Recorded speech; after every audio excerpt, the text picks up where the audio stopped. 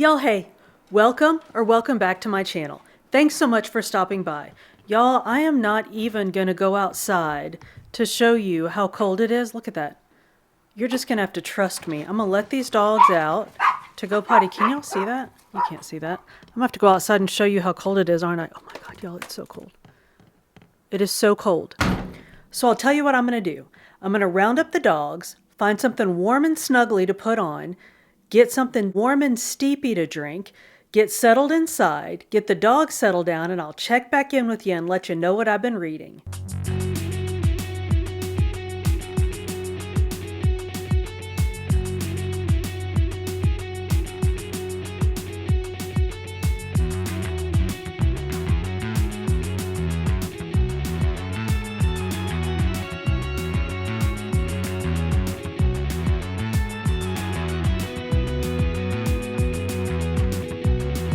All right, y'all, let's dig into this. I have some romance books for y'all to read for Valentine's Day. And in no particular order, I'm going to jump straight in. So I'm going to start off with, okay, I'm doing it kind of in a particular order. Let's start with Emily Henry's Book Lovers. Y'all, this is this dog.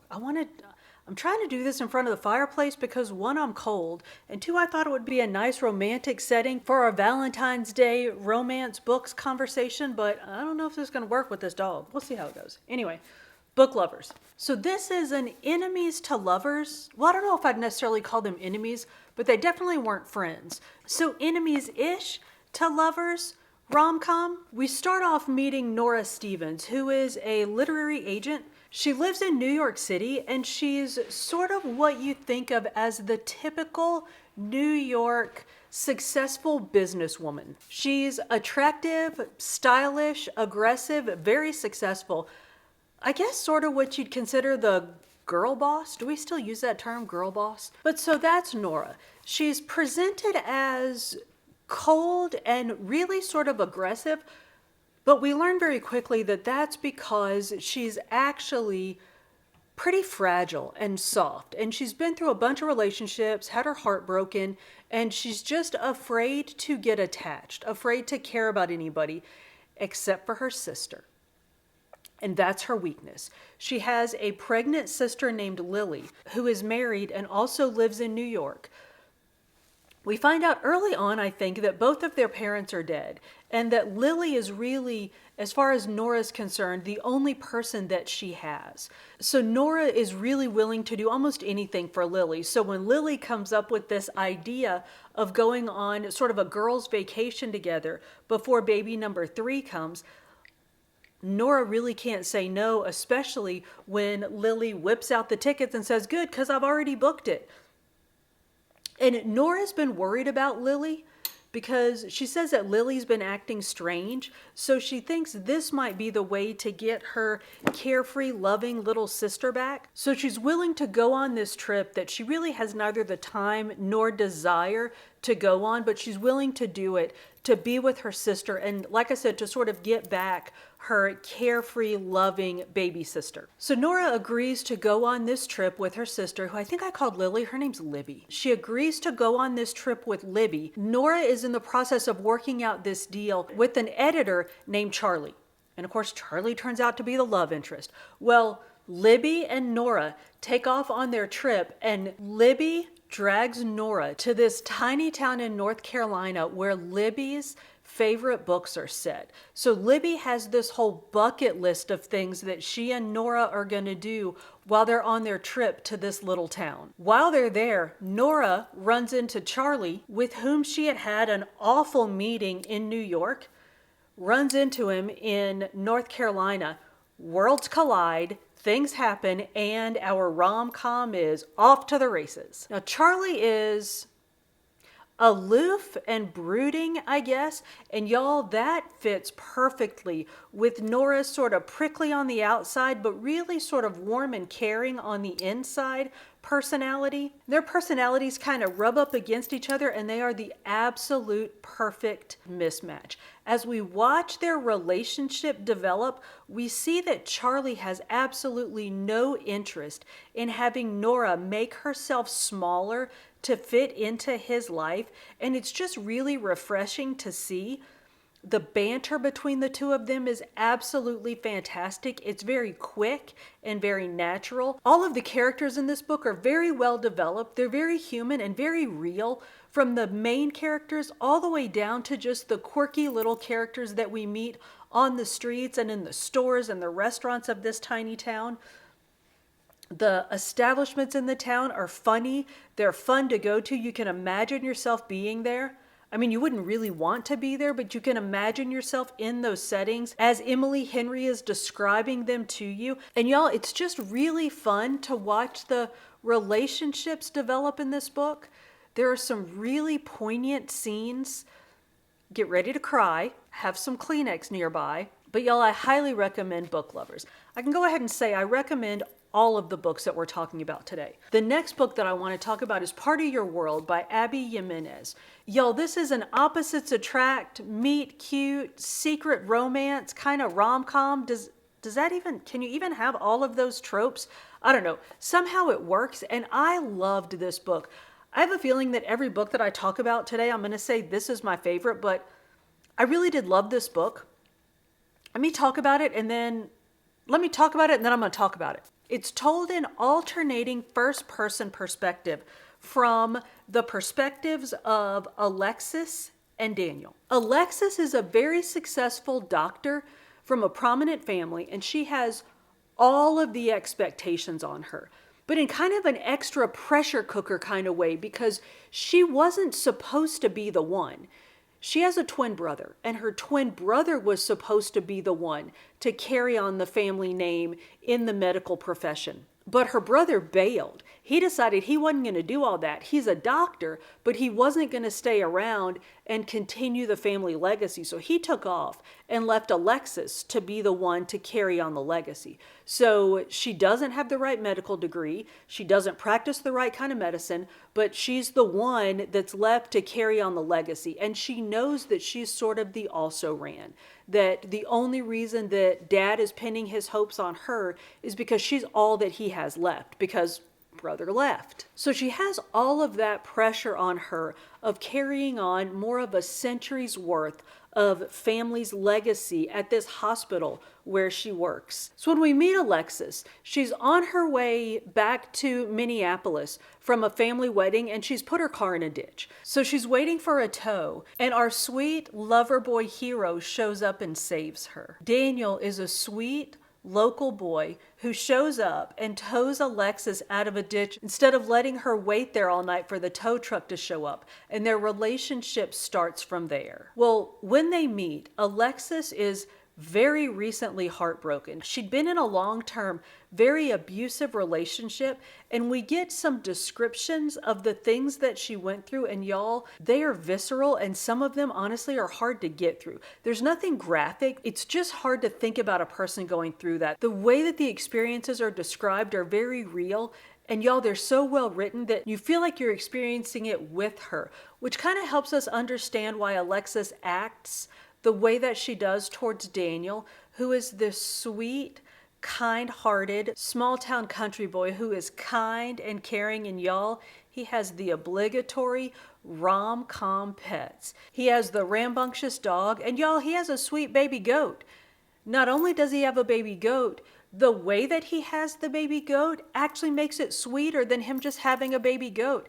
And I'm not going to tell you any more about that. You're going to have to read the book and find out. But better best believe that when you read it and you see how and why Daniel has that goat, you're going to go, "Aw."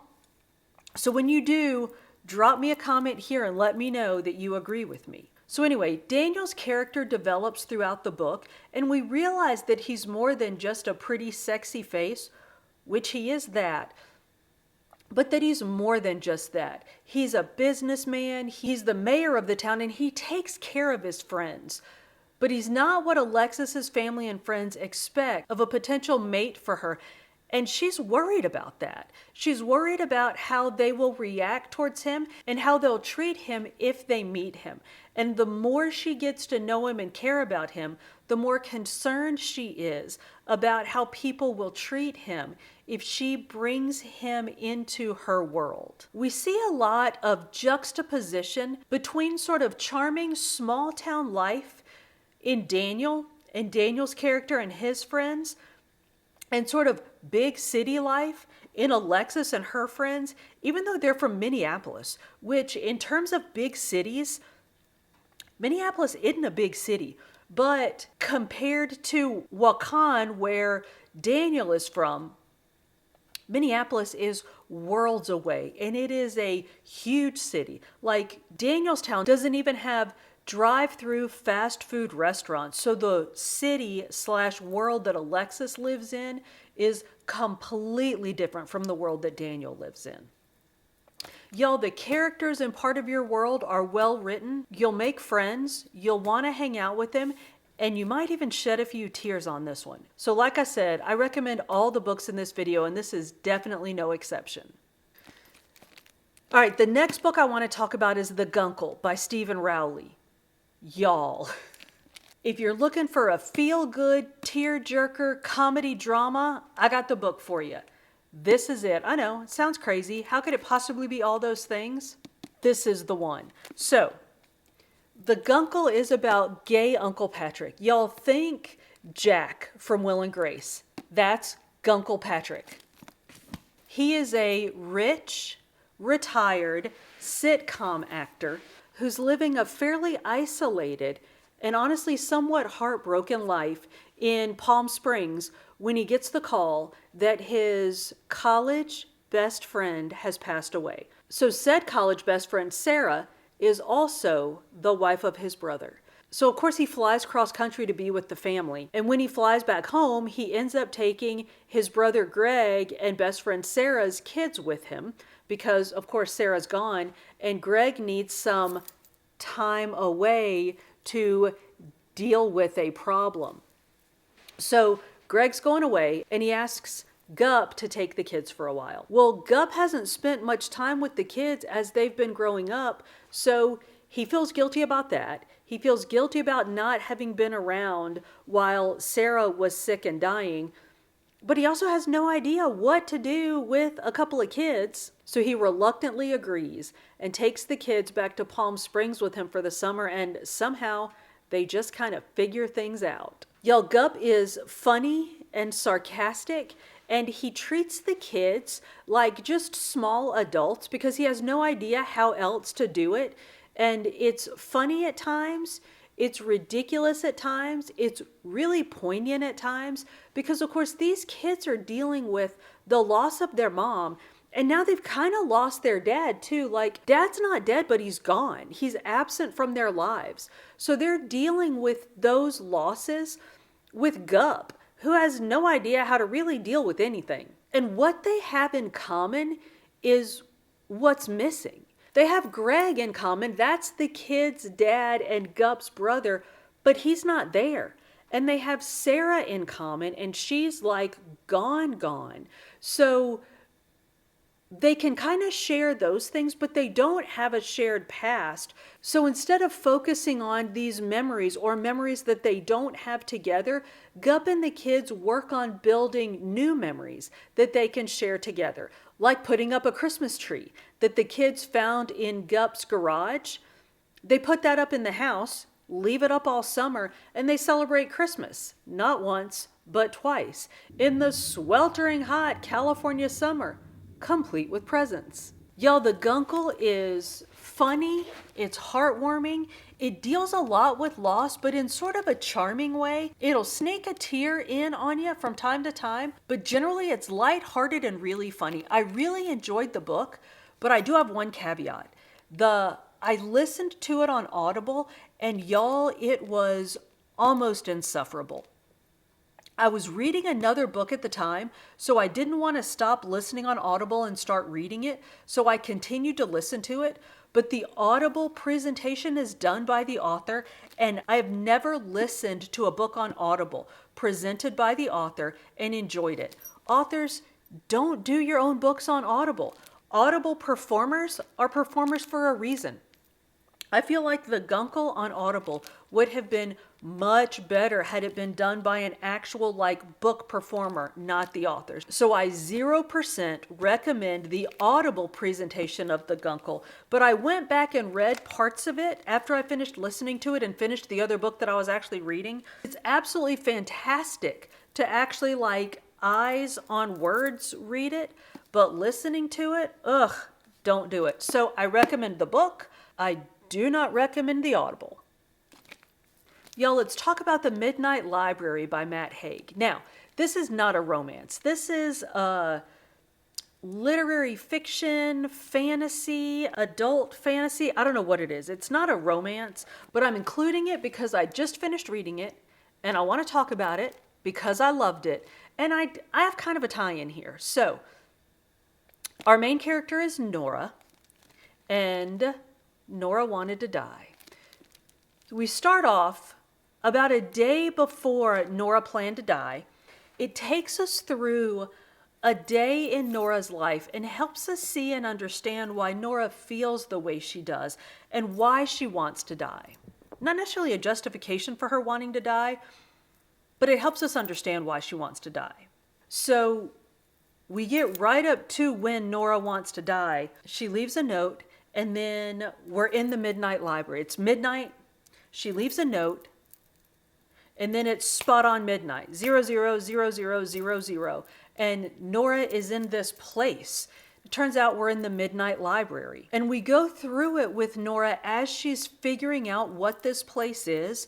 There's a person there. Turns out it's Mrs. Elm, Nora's high school librarian, and Mrs. Elm is there to help Nora navigate the Midnight Library. And Mrs. Elm explains to Nora that she's in this place between life and death, that she's not dead and she's not alive, she's in between. So we see through Nora's eyes that in this library, the shelves are so thin they may as well be invisible, and that the books go on forever. And in talking to Mrs. Elm, Nora grows to understand that each book provides an opportunity to live a different life that she could have lived had she made a different choice. So all she has to do is decide on a choice that she wants to change, and then she will live the life that she would have lived had she made that choice instead of the one that she made. So Nora's allowed or even encouraged to live all of these different lives that she would have lived had she made different choices than the ones that she made in her root life or the life that she actually lived. And we go through many of those lives with her. Some of them are minutes long, some of them are days long, some of them last longer than that. But as soon as she becomes sort of unsettled in that life, she ends up back in the library, makes another choice, and takes off on a different life. Y'all, I don't know, honestly, I don't know what I expected from this book, but it wasn't this. This was very surprising to me. It gives some new takes on some philosophical ideas. It makes you, I'll speak for myself. It made me think about a lot of things that I haven't thought about in a long time. It made me think about choices, and it does kind of encourage you to think about if you would exchange your sort of root life or the life that you're living for a different life that you could be living had you made a different choice. And I don't know if I really thought about that so much as what life could have been like had I made choices that I have made earlier. It was just an interesting sort of thought experiment that I'm certain that I would not have had I not, at least I wouldn't be having now, had I not read this book. And really at the root of it, I think it kind of makes you think about living your best life and sort of being the best person that you can be. So like I said, it was surprising. I don't know what I expected, but it wasn't that. And I really enjoyed it. It's not a rom-com, it's not a romance, but it's sort of a romantic view on life. And for me, it was sort of a romantic take on some philosophies that I've read and studied in the past and just haven't thought about the way that they're presented in the Midnight Library. Y'all, the last book that I want to talk about is Firefly Lane by Kristin Hannah, and I just realized, look at that, my bookmark is still stuck in here because I think I picked up from there and just read through it so, I don't know, quickly, voraciously, so something that I never moved my bookmark again. Y'all might remember from my thrift book haul that this was one of the books that I picked up at, I think, one of the Goodwill stores. I picked up this book and another book by Kristin Hannah. And I said, oh, I'll read those and they'll be, great characters and good settings, and I'm sure I'll cry my eyes out and I'll read them at some point. Well, I really had no plan to read them. I mean, I kind of did, but it was sort of amorphous. Like, I'll read them at some point I'll pick them up. Well, then two dear friends of mine mentioned them on Facebook. One of them said, my friend Gayla said that she had watched the show on Netflix and I think asked if anybody had read the book. And then our friend Carrie Lynn, I think, said that she had read the book and that she loved it. And I was like, well, guess I'm reading that now. And y'all, it's funny to me that an online conversation with those two women got me to read this book, because I have a group of friends with whom I have the type of friendship that if they called and said, I need you, I would simply say, are we doing shots or burying a body? Not because it would determine whether or not I went, but just so that I would know what kind of shoes to pack. Gayla and Carrie Lynn are two of those women. If either of them called me right now and said, I need you, I would say, let me wash some underwear and get in my car and I'm on the way. Firefly Lane is about that type of friendship between women. And I'm going to talk specifically about friendships between women because I'm a woman. So I have friendships with men, but I don't know about friendships between men because I don't have one because I'm not a man. But I can speak directly to those types of friendships between women. So Tully and Kate are the women in this book. They met when they were 12 years old, and they made a pact to be friends forever. And when they met, Tully was sort of flashy and fast and exciting, and she was like loud and fun, and people wanted to be around her. And Kate was very quiet and introverted and didn't have any friends to speak of, but she and Tully became fast friends right away. Through their entire friendship, Tully leads Kate into all kinds of trouble. From when they're kids, Tully gets Kate to sneak out at night and they go riding their bikes around town. When they're adults, Tully gets Kate to come out at night and do shots at the local bar when they should be at home working. It's just that type of friendship. Like, Tully is the one leading and Kate's following. Tully even convinces Kate that they should be a rich and famous newscasting team because that's Tully's dream. And she just can't imagine having this dream without her best friend there with her. It never once occurs to her that it's not Kate's dream, that Kate might have a different dream. It's Tully's dream and Kate's coming with her. And y'all, we sort of see that theme play itself out over and over again with Tully and Kate. How Tully sort of steamrolls over Kate and imposes her sort of wishes or will on Kate. And not just Kate, she does it to everybody. Just because that's how Tully is, but she doesn't do it maliciously or in a mean way. That's just how she is. She doesn't know any other way to be. And we understand that because through the book, Kristin Hannah shows us all aspects of Tully and Kate's lives and their personalities, and we see how they grow and develop and why they become the women that they are. So we understand why Tully is the way that she is, and how Kate, having had a strong, supportive female influence in her life, allowed her to become who she becomes, and how Tully, completely lacking that, at least lacking that in a maternal role, causes Tully to be the person that she is. And it's not okay, but we see it and we understand it, and it allows us to love Tully anyway, and we understand why people let Tully do the things that she does and why they love her anyway. Y'all, this is a fantastic book. Kate and Tully are the kind of friends that if one of them called, the other one would ask if they're doing shots or burying a body just to know what kind of shoes to pack. It's both heartwarming and heartbreaking. You will 100% get Kristin Hannah by this book. You will cry. You'll fall in love with some of the characters. You'll be annoyed by other characters. But y'all, one thing's for sure, you'll enjoy the ride. There is a second book. It's called Fly Away, I'll Fly Away something. I obviously haven't started it yet. My friend Gayla is reading it, so I'm going to wait and get the skinny on it before I start it.